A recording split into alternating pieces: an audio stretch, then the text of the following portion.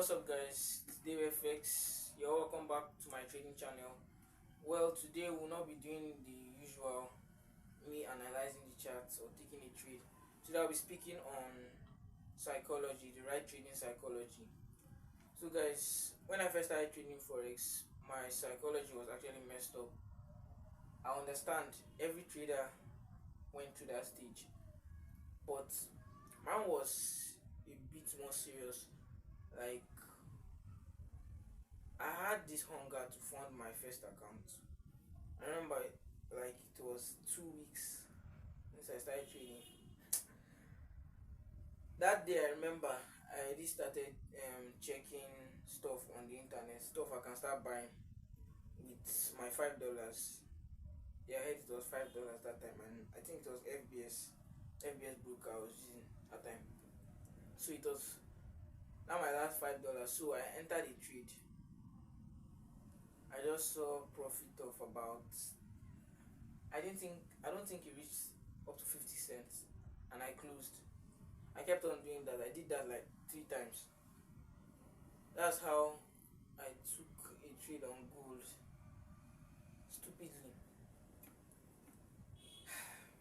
I didn't know much about lot sizes and stuff like that. That's how I saw minus 3 point something. Yeah, remember, 3 point something dollars gone. And if I had the psychology that I have right now, I would have rested. Like, you don't force the trade. So that's how I entered one more. I can't remember the pair that time, and the whole thing went. Guys, I was upset for that whole day. Tears. To be honest, I cried that time. But right now, I would say I have a stronger psychology. Now I hold my trade for a longer period of time. Guys, the thing about psychology is that if you have enough money now, you can be able to do, you have a better psychology than someone with a $5, a $10, a $20 account. Because you that have that $5 now, that's your last hope. If you lose that amount now, what are you going to do? But someone that has over, let's say, $500 in his trading account, if he risks about $10 and he loses it, that's nothing to him, because he still has over, he has a lot still remaining. So for psychology, I'll just tell you to save up. Yes, save up to a significant amount that you can be able to use to trade. Because if you keep on using those $5, $10, guys, trading needs a lot of money. To be honest, you need a lot of money to be able to trade. It's not that you cannot trade with small accounts, but it requires a very special skill. You must be able to flip, able to really flip. There was this guy I even saw on the internet. The guy said, what I'm about to say is not advisable though, but the guy took a loan from a bank, and I think it was approximately like $20 or something. He was able to flip it to 100 and something, and he withdrew the amount and paid back the loan. Guys, that is not advisable. For him it may have worked, but thinking about the good side. But somebody like you now, yes, you I'm talking about now, somebody like you that will do that same thing and lose the whole amount, and you don't have any other place to gather the money from, what will you do? That's the problem. You have to think about this stuff.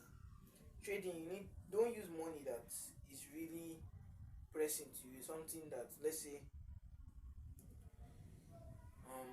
what can we use?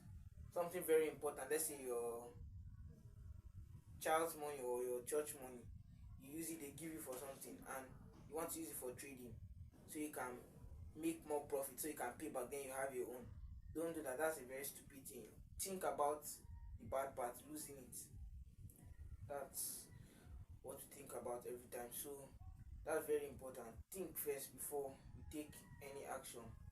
And then regarding to holding your trades, guys, if you want to hold your trade for a longer period of time, I strongly advise you to set and forget. Once you enter a trade now, you don't have to look at it. As long as you have sufficient amount, just enter your trade. You trust your analysis, enter the trade, set it, go and do other things. You can go and play game, you can go out, play ball, have fun.